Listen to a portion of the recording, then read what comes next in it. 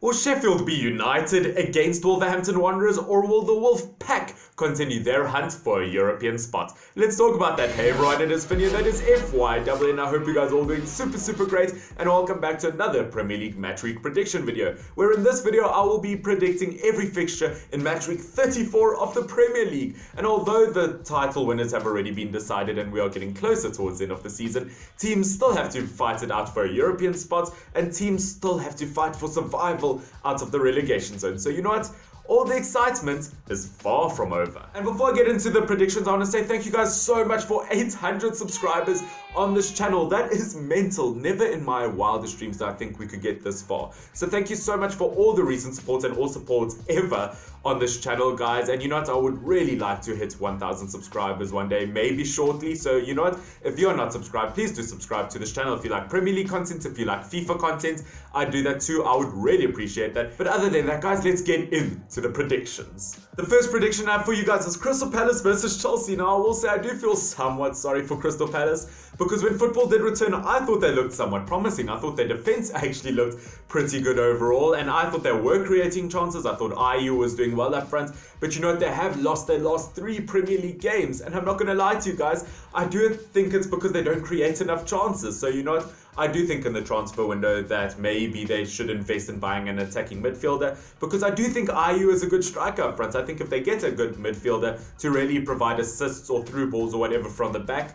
I do think that they could potentially have a very good attack. And looking at the last meeting between Crystal Palace and Chelsea, Chelsea did win 2-0, which is the exact same prediction I will put for this game, because if you look at the likes of Chelsea, I mean, they just won 3-0 against Watford, which I thought was a very good game overall. I don't think Watford looked weak, so at the end of the day, very good points that Chelsea did gain there, and they will want to start getting more and more points to retain their Champions League spot. Do you know what? Chelsea can also be very unpredictable, because think of it, the game before that they lost 3-2 to West Ham, so it is very unpredictable. And I think the biggest surprise of this prediction video is the fact that I have given Chelsea a clean sheet in this, but you know, defensively versus Watford, I do think they did look very strong, and in my opinion, I think Barkley looks like such an amazing attacking midfielder, and he has lots of potential to maybe be one of the starting players in England's squad.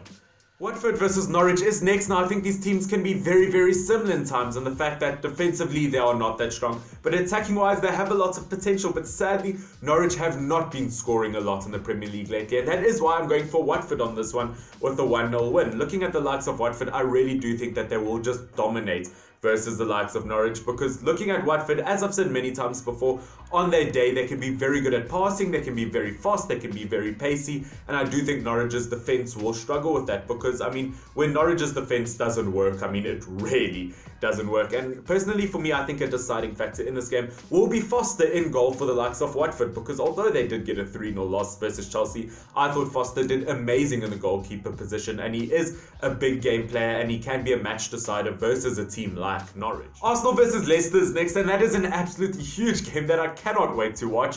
I mean, looking at the likes of Arsenal, as of late, they've gotten some great wins. 2-0 versus Southampton, which Southampton have done very well attacking wise, so that's a very good result to keep a clean sheet versus them. A 4-0 win versus Norwich, once again, very good result, and a 2-0 win versus the likes of Wolves. That is very good. That is very impressive. I think Arsenal should be very proud of that result, because they don't have their best team at the moment, so to get results like that is very good. And looking at the likes of Leicester City, they have not looked that good since football has returned, but they recently just got a nice, really big 3-0 win versus the likes of Crystal Palace, which is a very good result, and I thought they looked so incredibly strong in that game. And I do think Leicester City will have quite a lot of fight in this game, because they will want to keep their Champions League spot, because they have been losing points and they are very close to falling out of the top 4, which is a huge pity. But guys, in this game I do think that Arsenal will lose 2-1. I am giving it Leicester City's way, and I purely because although I did say Arsenal are looking kind of strong at the moment, to be 100% honest, I think Leicester City have a lot more to fight for, purely because they do have a fight to stay in the top 4. Where if you look at the likes of Arsenal, they have fallen so far behind this Premier League season. I think they will be a bit demotivated. They won't have as much energy to fight because they are so far behind. But as I said, anything can happen in this fixture. Manchester City versus Newcastle is next. Now guys, I'm recording this the day after Manchester City lost 1-0 to Southampton. That is so disappointing. I mean, they just got a huge 4-0 over Liverpool, one of their biggest rivals, and then goes ahead and lose 1-0 to Southampton, to a Shea Adams goal, his first ever Premier League goal. That is so disappointing to the likes of Man City. As I've said many times before, Liverpool have already won the title, so all Man City have to play for is pride, and that was a very disappointing result, and you have to hope that they can get a better result versus the likes of a team like Newcastle, which I do think they will. I am predicting a 3-1 win versus the likes of Newcastle from Manchester City, just because they looked so incredibly strong versus Liverpool. Although I don't think Liverpool were trying their best, I do think that they have put their feet up on the couch ever since they won the Premier League, which I don't think is the way to go. I think that they should still fight with a bit of fire in them, but I thought that that would at least give Manchester City some confidence. But you know what? Apparently not, and you would have to hope for better results versus Newcastle. Now, I will say I do think that Newcastle can get a goal in this, as I said, 3-1, and the reason for that is in their last 4 games, Newcastle have gotten 10 goals, which is very impressive because I have said many times this season that they don't have a proper goal scorer. And you know what? 10 goals in their last 4 games, it did prove me wrong, and they can actually be a very threatening team. Who knew I could be wrong? Sheffield United versus Wolves. Now this is also going to be a very good game overall, and I do feel somewhat sorry for Sheffield United because towards the end of the season they are playing against some really big teams, and I do hope that they don't fall out of the top 10 because they do at least deserve to be in the top 10 this Premier League season, considering they look like they could even be in a Champions League spot. Now they did get a massive 3-0 win versus Spurs, which is a very, very surprising and very, very good result overall. So you have to congratulate Sheffield United over that. I do think that they did look very, very strong. But at the end of the day, I do think it was also really down to the fact that Spurs didn't look strong at all. And I do think that Spurs did underestimate the ability of Sheffield United. Now looking at the likes of Wolves, they did just lose 2-0 to the likes of Arsenal, which in my opinion, there were a lot of lucky bounces for Arsenal and lucky things that did happen in that game. And I do think Wolves, although they did lose, I do think that they had a very good game overall. They created chances, and I think Patricio had a very good game in goal. And I will give Wolves the win over Sheffield United. I think I'll go for a 2-0 win in the likes of Wolves, just because I think it's a better team overall. I think it's a nice, fast, very physical team. And I don't think that Sheffield United will be able to get a result versus both Spurs and Wolves within a week. West Ham versus Burnley is next. Now this is also a result that could really go either way. I mean, West Ham also a team that I've said in the past doesn't really have a really good goal scorer, but you know what, they have gotten 5 goals in their last 2 games, which is very promising. And you know what, they did beat the likes of Chelsea, so you know what, anything can happen. But at the same time, as I said, Chelsea can just be really unpredictable at times. But I am still going to go for Burnley, and that's just purely because Burnley on their day, their defense can look really, really good, and because Sheffield United's attack has been improving over time, for them to get a draw versus Sheffield United I thought was very, very good.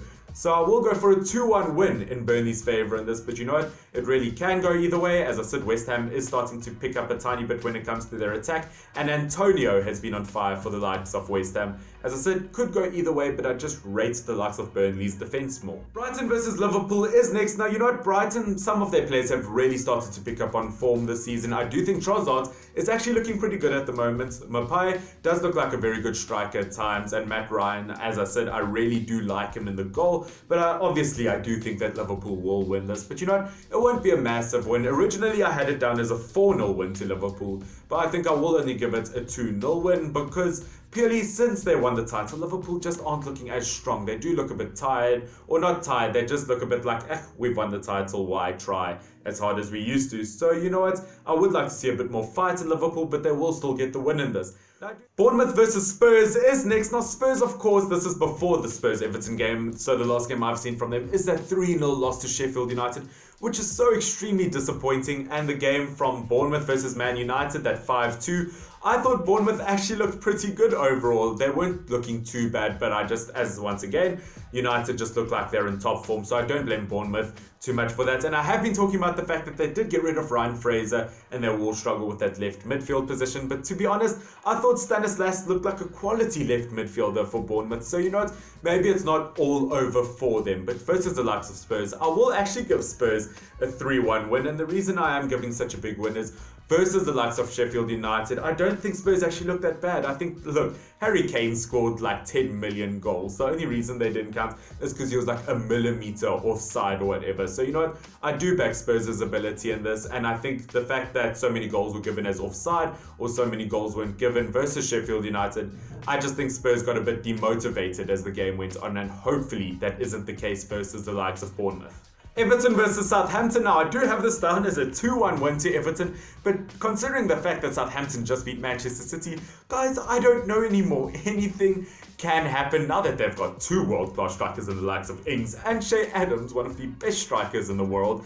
I will say that I do think that they can get a goal, but once again, I do still back Everton for this. I think Everton can get a 2-1 win over the likes of Southampton, purely because their players look better in form. They just recently got a nice big win over Leicester City, which is a huge win for them. As I said, this is before the Everton-Spurs game, so I'm not too sure what the result of that will be quite yet. But Keane has actually really stepped up in that centre-back position. He's looking very, very good. As I said, I really do back their attackers. I think their attackers in the likes of Richarlison and Calvert-Lewin look very strong, so as a total, I just back Everton way more than I do back Southampton. Manchester United versus Aston Villa is next. Now, I would be lying if I didn't say I was somewhat scared of Pep Reina in goal. I think that he can be a very scary goalkeeper to go against, but I will still go for United on this one. I think Manchester United can get a 3-1 win over the likes of Aston Villa. I don't think we'll keep a clean sheet because, I mean, Jack Grealish looked very, very good for Aston Villa versus the likes of Liverpool. He can be such a threatening attacker at times, and to be honest, there are still some wonky things happening for Manchester United's defense. I mean,